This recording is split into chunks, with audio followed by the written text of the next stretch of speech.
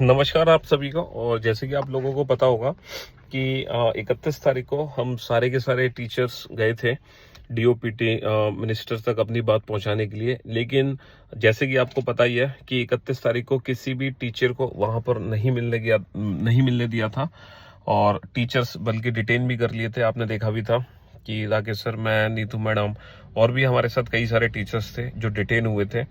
लेकिन अब अच्छी खबर यह है कि आज सुबह राकेश सर, अभिनय सर, नीतू मैडम ये लोग डीओपीटी मिनिस्ट्री गए हैं और बिल्कुल अभी अभी इनकी मुलाकात भी हो गई है डीओपीटी मिनिस्टर से। और अच्छी बात यह है कि एक तो हमारे मिनिस्टर साहब से भी मुलाकात हुई और उन्होंने साथ के साथ एसएससी चेयरमैन को भी बुला लिया। तो कहने का मतलब है जो बात हमें पहुंचानी थी, जो जो इरेगुलरिटीज चल रही थी एग्जाम को लेकर, वो सारी की सारी बात हमने डीओपीटी मिनिस्टर के सामने रख दी है और मिनिस्टर साहब के साथ साथ हमने एसएससी चेयरमैन के सामने भी रख दी है। तो कहने का मतलब ये है कि जो हम सोच रहे थे कहीं ऐसा ना हो कि भाई एसएससी चेयरमैन को तो चलो मीडिया के थ्रू पता चल गया, उनके कई इंटरव्यू भी हो गए हैं, कहीं ऐसा ना हो कि डीओपीटी मिनिस्ट्री में ये बात पता ही ना हो कि कितनी रेगुलरिटीज चल रही है। तो सबसे अच्छी खबर यह है कि ये जितनी भी रेगुलरिटीज है उनके बारे में मिनिस्टर साहब को भी आज जानकारी मिल चुकी है और एसएससी चेयरमैन के सामने भी बात हो गई है। तो जो मुद्दे रखे गए थे, रेलवे को रखे गए थे, सीपीओ को लेकर, स्टेनो और सीजीएल और एसएससी में अब जो हो रहा है सेंटर्स को लेकर के, इतने दूर सेंटर हैं, सारे के सारे मुद्दे उनके सामने रखे जा चुके हैं। सीपीओ के रिजल्ट की भी उन्होंने हामी भर लिया, बहुत जल्द सीपीओ का रिजल्ट आने वाला है। दूसरा अभी जो हमारे लिए मेन इंपॉर्टेंट टॉपिक ये है कि सीजीएल या स्टेनो का पेपर कैंसिल पोस्टपोन होगा कि नहीं होगा। तो मैं आपको बता दूं, अभी ना तो एसएससी चेयरमैन की तरफ से कोई भी जवाब है, ना मिनिस्टर साहब की तरफ से। उन्होंने बिल्कुल भी ये नहीं बोला है कि हाँ हम स्टेनो और सीजीएल का पेपर पोस्टपोन करेंगे। तो पेपर अभी पोस्टपोन नहीं है। तो जो बच्चे जिस डेट के अकॉर्डिंग अपनी प्रिपरेशन कर रहे हैं वो अपनी प्रिपरेशन को कंटिन्यू रखें बिल्कुल, क्योंकि आपका एग्जाम बिल्कुल भी पोस्टपोन होगा ऐसा कोई भी कमिटमेंट उन्होंने नहीं दिया है। उन्होंने ये जरूर बोला है कि हाँ जो इरेगुलरिटीज आ रही हैं, जो एग्जाम सेंटर हमारे दूर पड़ रहे हैं, हम पूरी कोशिश करेंगे वो दूर नहीं पड़ेंगे। जो एग्जाम सेंटर्स पे गड़बड़ियां थी, सिस्टम को लेके सॉफ्टवेयर काम नहीं कर रहा था, कीबोर्ड माउस हमारे काम नहीं कर रहे थे, उस चीज पे पूरा ध्यान देने वाले हैं।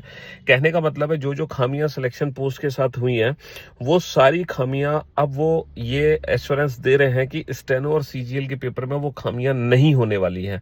लेकिन ऐसी कोई भी बात उन्होंने नहीं बोली है कि हम पेपर पोस्टपोन करने वाले हैं। इसीलिए जो बच्चे जिस डेट के अकॉर्डिंग तैयारी कर रहे हैं वो उसी डेट के अकॉर्डिंग तैयारी करते रहें। बस ये अच्छी बात है कि जितनी भी समस्याएं थी सिस्टम को लेके, ये अब मिनिस्टर साहब को भी पता चल चुकी है, एसएससी चेयरमैन साहब को भी पता चल चुकी है। तो मतलब हर किसी के सामने ये न्यूज अब आ चुकी है कि इतनी सारी रेगुलरिटीज है। तो हम यही उम्मीद करते हैं कि भैया चेयरमैन जी जल्दी से इन सारी रेगुलरिटीज पे ध्यान दें और इन समस्याओं का समाधान करें। और हम पूरी उम्मीद करेंगे कि ये जो स्टेनो का पेपर होने वाला है और जो सीजीएल का पेपर होने वाला है ये बहुत ही बेहतरीन तरीके से कंडक्ट हो।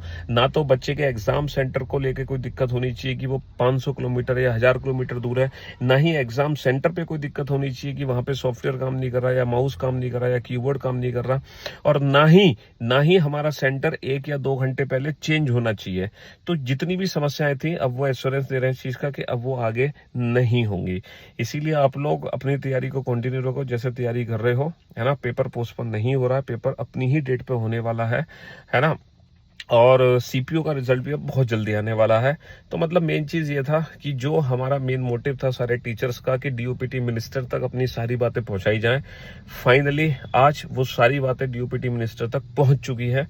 तो भाई आप सभी अब अपनी पढ़ाई पे ध्यान दो, मेहनत से पढ़ो, अच्छे से पढ़ो। बाकी क्या आउटपुट रहता है, क्या आउटकम्स आते हैं, वो एग्जाम होने के बाद ही पता चलेंगे। और अगर कुछ चीजें गड़बड़ रहती हैं तो हम इस मुहिम को आगे भी कंटिन्यू रखेंगे और आगे भी इसी तरीके से आपके हक के लिए लड़ाई जारी रखेंगे।